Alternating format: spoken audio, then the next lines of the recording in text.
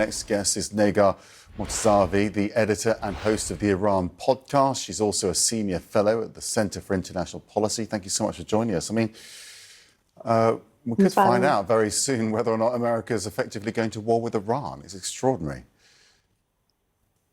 It is extraordinary. I just want to talk about a little bit of the civilian toll on the, especially, the population. I spent almost all night talking to relatives and loved ones, trying to help them navigate how to evacuate Tehran after President posted that post yesterday on Truth Social, telling a city, a metropolis of 10 million people, that everyone should get out of Tehran immediately. I also think that's very irresponsible. I don't know if that's an indication of U.S. involvement of some major bombing coming, or it was just, a way for him to add to his leverage and negotiate. And I honestly don't know what the end goal is here. Is this a regime change war? Is this a U.S. war? Is this an Israeli war? Benjamin Netanyahu has been trying to push for a war with Iran for the past 2 decades very publicly. It's not been a secret. He's also been trying to sabotage diplomacy between Iran and the U.S. And that seems to be at least the one goal that has been achieved here with the talks called off for the Sunday in Oman.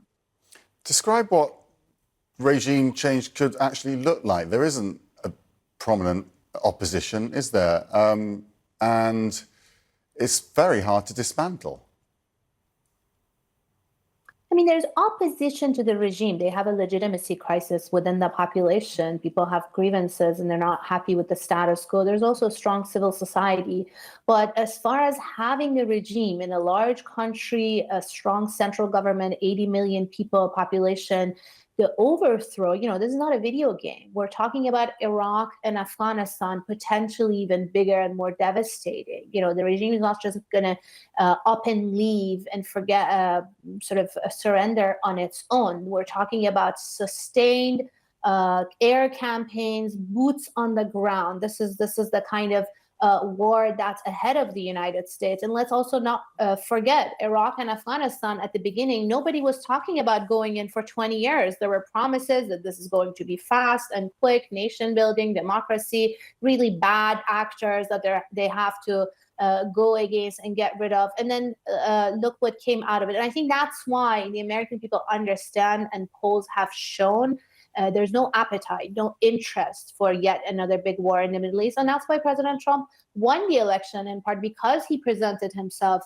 as the president of peace. But we're yet to see how that peace is going to come about. In Gaza, we haven't seen peace. Russia's attack on Ukraine, we haven't seen peace there. And in fact, we see a third war starting under his watch. So without regime change, what's the alternative? I mean, that's clearly what Israel's talking about. America seems more focused on just getting rid of the nuclear capability. What's your concern about what's left out of this if, the Ayatollah, for example, stays in place? Well, I don't think the Israelis are being very clear or even honest about this, because they have been wanting the U.S. Benjamin Netanyahu has been pushing for a similar sort of Iraq war since that era, since the past 2 decades, pushing the U.S. to do a similar operation on Iran. And for the U.S., U.S. and Iran were trying to resolve the nuclear issue at the negotiating table. U.S. intelligence has again reaffirmed today that Iran's program was civilian, that they didn't plan on weaponizing the program anytime soon, that in fact it would take them at least 3 years to actually build and deliver bombs. So this idea of a preemptive attack, preemptive strike because there was an imminent attack coming at Israel is also manufactured. The Israelis haven't produced any evidence for that. So I think the U.S. needs to sort of make this clear to the public. Are they going in? Are they trying to sort of open this war, enter this open war with Iran and start the third devastating war in the Middle East, or can they go for an off-ramp? The off-ramp is going to look like a ceasefire with a lot of pressure and influence from the U.S., which they do have in this context, and then going back to the negotiating table and try to resolve the issue diplomatically.